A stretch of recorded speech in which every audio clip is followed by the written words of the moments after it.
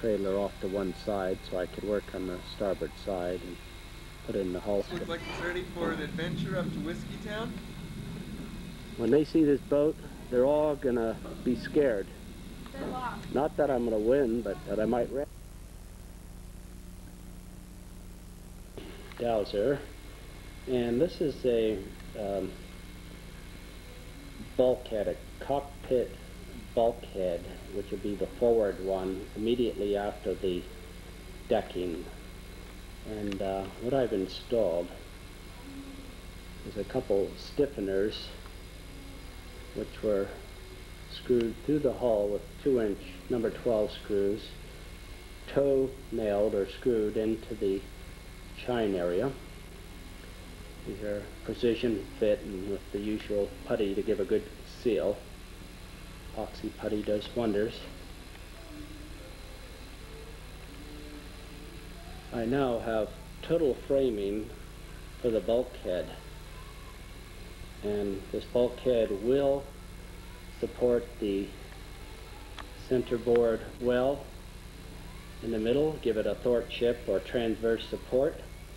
The bulkhead will support the deck. It will serve as a stiffener and prevent deflection, and I believe once fully installed will reduce the amount of torque in the hull created between the combination of the forces of the mast, sail, and the centerboard when it is down, providing that needed lateral resistance. Bulkhead is 3/4 inch plywood, and I'm putting it in 2 pieces because that's the only way I can reasonably do it. The chine and shear clamp areas have been notched, and I've got one final cut with the skill saw to trim it down the middle to fit the middle of the cockpit area. Well, as you can readily see, the skill saw gave me a good clean cut along that edge, and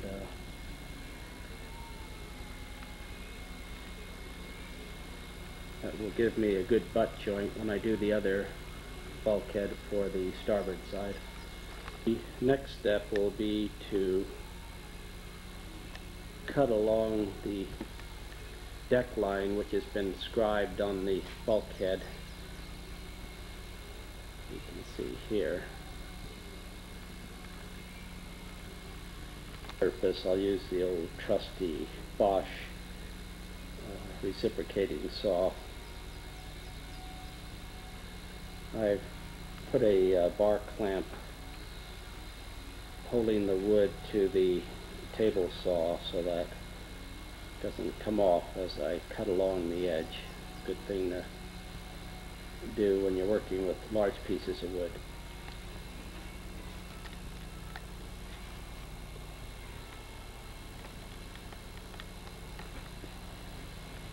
This magnificent little piece of equipment cuts 3/4 inch plywood like, well, I won't say like Swiss cheese, but it certainly is effective, and I hate to have to cut it by hand. I purposely stayed outside the line. I can always grind off, but it's a lot of trouble to add when you misjudge the cut. I can grind that off, the surplus off, with the belt sander.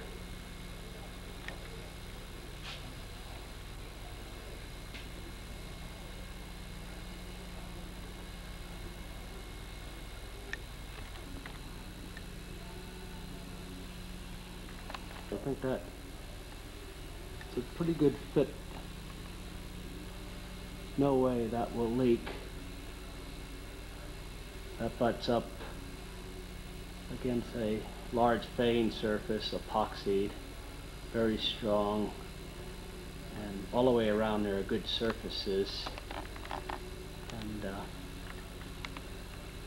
this should do well in adding tremendous strength to that midship area.